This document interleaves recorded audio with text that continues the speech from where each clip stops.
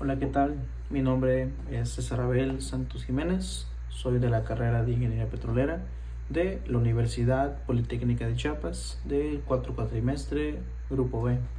En esta ocasión vengo a presentarles un breve y corto, tal vez, mapa mental sobre los procedimientos de las pruebas de los fluidos.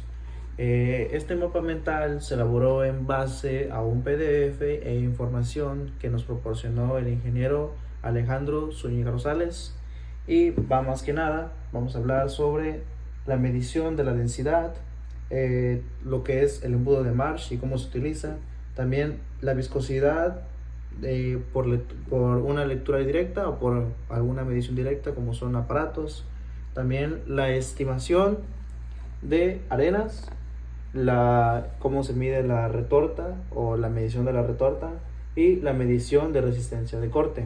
Para iniciar vamos a hablar sobre cómo se saca la medición de nuestra densidad. Esta se saca por medio de una balanza presurizada. La balanza presurizada primeramente se debe calibrar con agua dulce a 8.3 libras metros sobre galones, o también pueden ser 62.3 libras por metro sobre pies cúbicos, y esta debe tener una temperatura de 70 grados Fahrenheit o 26 grados Celsius. Posteriormente, para nuestro procedimiento debemos agarrar y tener una superficie uniformemente firme donde vamos a poner lo que es la barra de nuestra balanza, y en el recipiente vamos a sacar el recipiente y le vamos a administrar nuestro fluido de perforación, donde tiene una medida exacta o una línea de medida.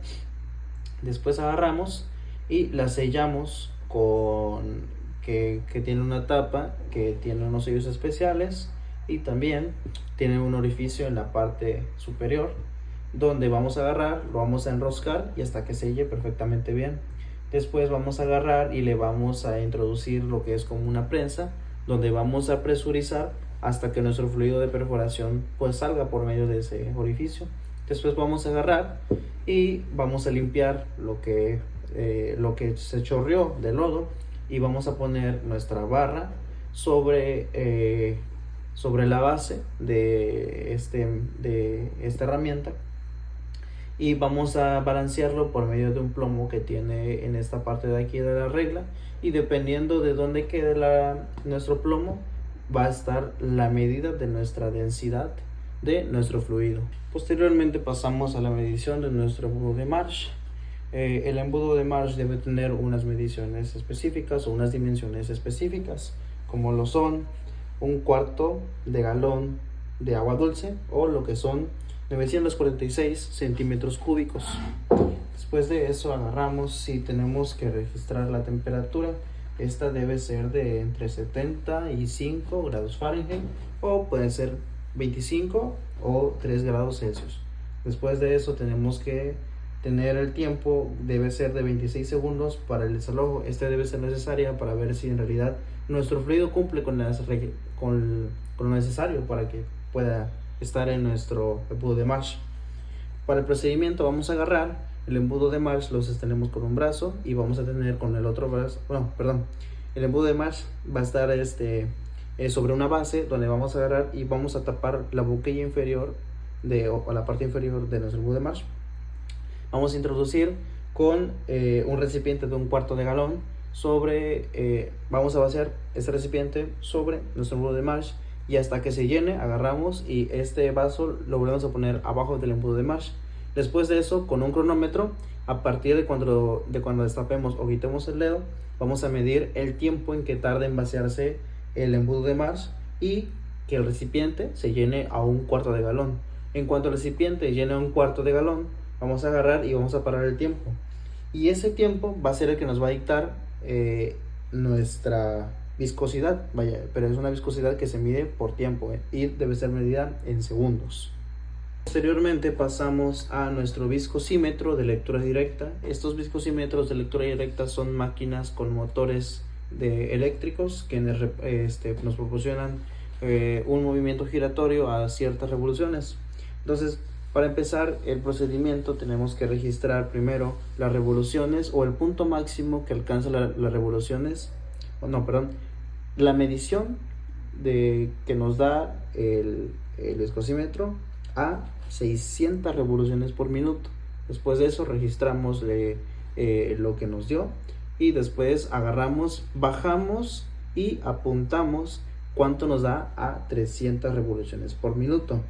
Basándose en estos parámetros podemos calcular tres cositas, como lo es la viscosidad plástica, el PC o el punto cedente y la viscosidad aparente. Para calcular la viscosidad plástica tenemos que agarrar la lectura de 600 RPM y la tenemos que restar a la lectura que nos dio a 300 revoluciones por minuto o RPM. También para el punto cedente lo que hacemos es agarramos la lectura en 300 RPM y la restamos por la viscosidad plástica, que esa pues la acabamos de explicar antes. Y también tenemos que registrar con un termómetro cuál es la temperatura que nos da. En este caso vamos a registrarla en libras sobre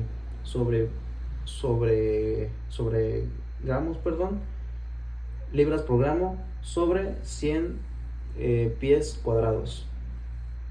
Y también podemos sacar lo que es la viscosidad aparente. Dice que la lectura a 600 revoluciones por minuto dividido entre 2, y esta lectura la debemos registrar en centipoises. Después, para determinar la resistencia de gel, debemos colocar el fluido y debemos agarrarlo y agitarlo durante 10 segundos. Entonces esto va a ser en nuestra máquina. Después lo vamos a dejar a reposar otros 10 segundos y la cantidad nos las va a dictar la máquina, o también podemos ver la cantidad de los sólidos. Entonces vamos a girar el volante de la máquina en positivo y vamos a leer la lectura máxima que nos da a 3 revoluciones por minuto.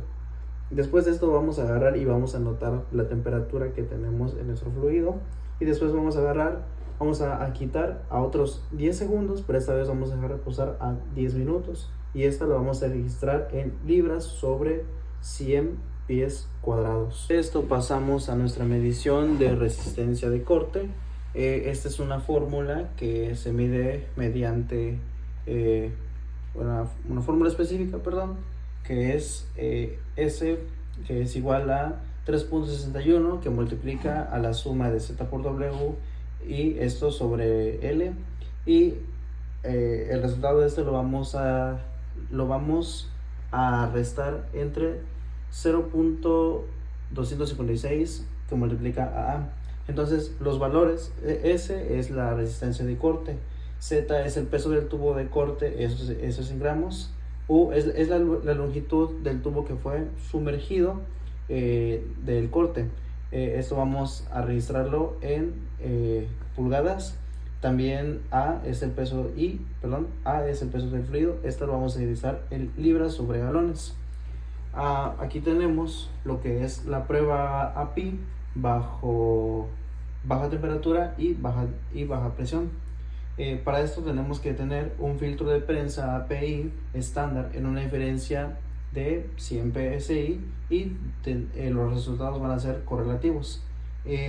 Para este también tenemos que tener un filtro de 9 centímetros de espesor, como el Batman número 50,5 y número 575U. Para el procedimiento vamos a agarrar y vamos a ingresar nuestro fluido en nuestra máquina. Después lo vamos a ensamblar y posteriormente vamos a agarrar y vamos a colocar un cilindro que va en esta parte, la parte de abajo, y vamos a presurizar nuestro fluido, y después de eso vamos a dejar reposar, y dependiendo de los granos que tenemos o de lo que quedó aquí en nuestra malla, se va a registrar como los grados API que tenemos en ese momento. Esto también se debe de medir en el revoque en 32 uros de pulgada o milímetros, y por ejemplo podemos definirlo como duro, blando, resistente, gomoso, firme o etcétera. Después tenemos aquí lo de la retorta o la medición de la retorta. Se utiliza unos recipientes especiales en el cual lo vamos a calentar con nuestro fluido ya dentro y los fluidos se van a evaporar y van a pasar a un cilindro. Ese cilindro va a tener un volumen específico que debe estar calibrado a 0.1 y se calibra mediante la presión del agua, esto es también en gramos. Posteriormente vamos a calcular el volumen de la masa de del cilindro y mediante la fórmula de el peso del fluido sobre la densidad del agua. Y aquí tenemos después, para corroborar si nuestra máquina está bien calibrada, tenemos que hacerlo mediante este mismo dato sobre la densidad del agua, pero esta vez en gramos sobre centímetros cúbicos. Para esta prueba se destila el agua, nuestro fluido se evapora y nos quedan únicamente los sólidos, pero antes de eso tenemos que pasarlo por nuestro